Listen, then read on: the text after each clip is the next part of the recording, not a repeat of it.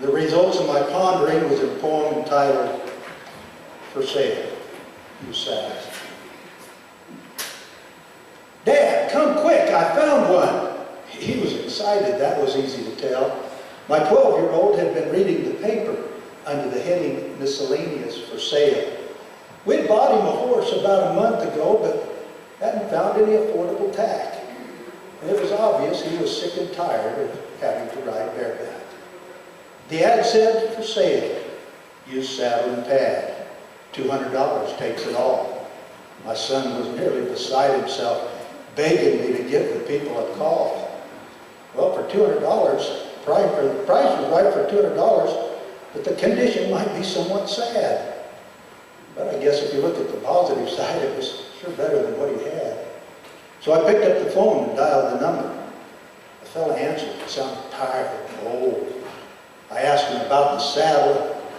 He said no, it hadn't been sold. So I asked him about the condition. He said, "Well, it surely ain't new, but unless a feller's looking for something fancy, that old saddle would most likely do." It was sitting on a rack in the house, and my son just stood there in awe. Sorry, I think I forgot a line. Back up there. We arrived at the address he gave us, and the house wasn't much more than a shack. The lawn was unkept, and the yard needed mowing. A little sign said, "Please come around back."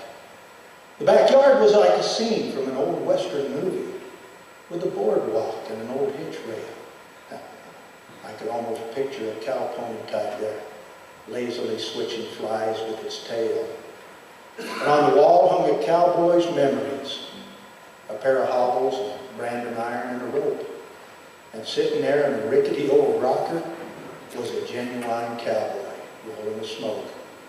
My son seemed almost hypnotized. He'd never seen vacants before. I guess he figured cigarettes just came in a pack, and you bought them at the store.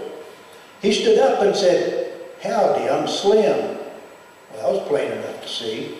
He was at least 6 foot 2 inches tall, but he couldn't have weighed more than 140. And his hide was as tough as leather. His legs were visibly bowed. He was bent just a little by time and age, and I imagine all the green colts that he'd rode. He barely acknowledged my presence as he stuck out his hand to my son. I could tell by the look on both their faces, friendship had just begun. "So you want to be a buckaroo?" he asked, and my son just nodded his head. "Well, there's no way you'll do it bareback, so let's go check out that old saddle and pad." It was sitting on a rack in the house.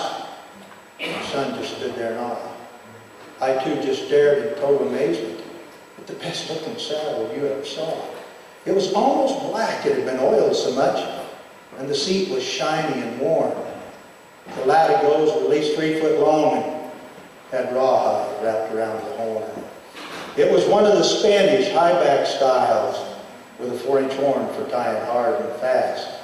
The stamp said the maker was E.L. Powell, and it was obviously built to last.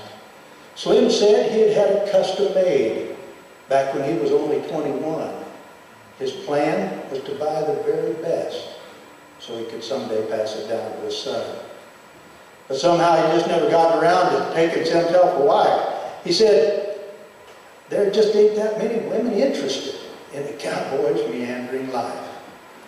Then he told us a little about his past. He talked about dust and rain and cattle. He talked about bunkhouses and life on the range. 45 years riding that old saddle. He reminisced about working dawn till dusk for $200 a month and board. He even told us about his beat-up old truck. He said, "It ain't much, but it's all I can afford." He said the closest thing he'd ever had to a family was a border collie named Ringo. They bought him as a pup back in '84, and he died about 10 years ago. He said that dog had understood his every word and was never far from his side. He said there'd been more than a couple of times that old dog had saved his hide. Like the time Ringo turned that range bull when Slim got tangled up in the rope, or when he licked his face when he was drunk and melancholy. perspective on hope. He talked about some of the horses he rode, them that could cut it and them that had tried. He spoke fondly of friends who had gone on ahead and were riding herd on the other side. Then for a moment he seemed to be lost in his thoughts. I could tell by the look on his face. He was riding some far-off trail in his mind in a happy retirement place. Then suddenly he stood up and left the room. When he returned, he was carrying a pair of silver spurs. He hung them on the horn of that old saddle. He said, "I'd like you to have these. Take them, they're yours." Well, even though the design was well worn, they shined as if brand new. Slim said he polished them every night because it, well, gave him something to do. He said he had no one to leave them to and he'd never wear them again. He told my son, if anyone asks, you just tell them they're from an old cowboy friend. Well, I told him them spurs was much too expensive just to be given away. We wanted the saddle and we wanted those spurs that we were willing to pay. He said he had no need for more money. His ride through this life was nearly through. He just wanted to go back to the place where he was born, and $200 for the saddle would do. Then he told us he was dying of cancer. Oh, but not to feel sorry or sad. He said he had seen and done more things in his life than most other people had. He said, now cowboy's life ain't easy, but I ain't about to complain. Shoot, if I had it to do all over, I'd do it all over again. Then he told us he had said a little prayer. The answer was my son. Now, knowing his saddle would be well cared for, his final task was done. So now he could crank up that old Chevy truck and take himself a ride. His final destination, catch up with parts on the other side. Then he hoisted that saddle up on his shoulder. To help you out with this, if that's all right. He took it and he laid it in the back of my truck and stood there waving as we rolled out of sight. My son was silent all the way home. I could tell he was deep in thought. Thinking about the events of the day. Thinking about the events of the day, and I imagined that old saddle would die.